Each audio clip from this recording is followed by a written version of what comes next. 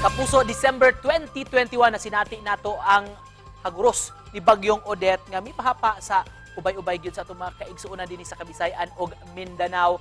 Sa pagsugod sa tuig 2022 kini gyud ang suliran nga giatubang sa atong mga kaigsuonan kung unsaon nila pagbangon taliwa ning maong trahedya ug atong pagbalik lantaw makapuso atong tan-awon kung giunsa sa atong mga kaigsuonan pagsagubang sa super typhoon.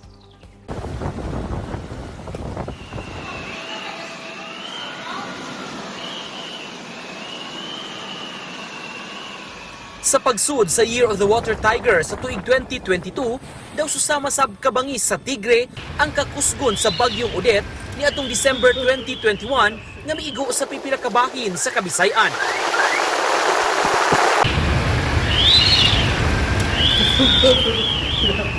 Sud sa pipila ka minuto nga pagkuso-kuso sa Bagyong Odette, kini na ang gibilin nga danyos partikular na sa Subo.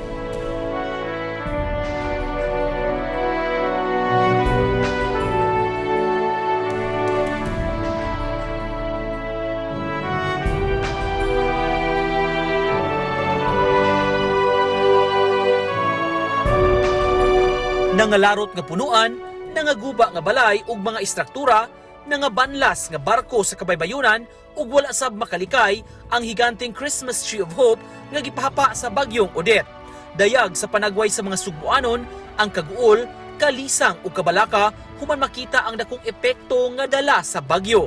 Daghan ang nagtuo nga sudlang sa pipila ka adlaw nga miigo ang bagyo, makabaro gilayon pagbalik kitang mga bisda. Apan milungta dili lang sa usa ka buwan, apan kundi ngadto na sa 3 ka buwan ang pag-antos sa mga Bisaya. Mitumaw ang problema kabahin sa kakuwangan sa supply sa tubig, pagkaon, pagkawagtang sa kuryente ug ilabi na ang lana, daw kitang tanan mibalik sa kinaraan nga pamaagi sa pagpakabuhi. Usa sa mga midangop ang vlogger gikan sa Olango Island sa dakbayan sa Lapu-Lapu nga si Tito V. January 3, 2022, miere ang iyang panawagan sa atong programa GMA Regional TV Live aron mahatagan og pagtagad ang kasamtangan nga sitwasyon sa ilang dapit. Pwede ra gyud mo kontak na ako. Naara ko sa Barangay Baring, Olango Island, Lapu-Lapu City nga. Kung naapoy ganahan mo tabang through donations in cash, naara po ko'y bank account sa Land Bank. Wala ka pugni ni Tito V nga makahilak human misaysay sa iyang kasinatian. Susama kang Tito V, midangop sab sa atong programa ang youth leader sa Hilutungan Island, Cordova na si Mark John Mengito. Buot niyang ipahibaw ang sitwasyon sa ilang isla. Taliwa sa mga bati nga panghitabo, may patigbabaw gihapon ang pagtinabangay o paghiusa aron lang makabangon gikan sa pagkalukapa gumikan ni Bagyong Odette. Gani midangop sa atong programa ang pipila ka mga artists, musikero aron ipalanog ang ilang tagsa-tagsa ka mga inisyatibo o kausa. Sama na lang sa grupo nila ni Krizia Lasaka gikan sa lalawigan sa Bohol nga may organisar og mini concert for a cause kauban ang pipila ka bulanong musikero. Pinaagi sab sa panaghiusa ug pagtinabangay sa grupong artist kauban si Anthony Fermin, milusan usab siya og art exhibit kun diin napili niyang benepisyaryo ang mga biktima sa bagyo. Panahon sa kalisdanan na pamatud-an usab ang pagkamamugnaon natong mga bisdak. Sama na lang sa gibuhat ni Ruel Militante.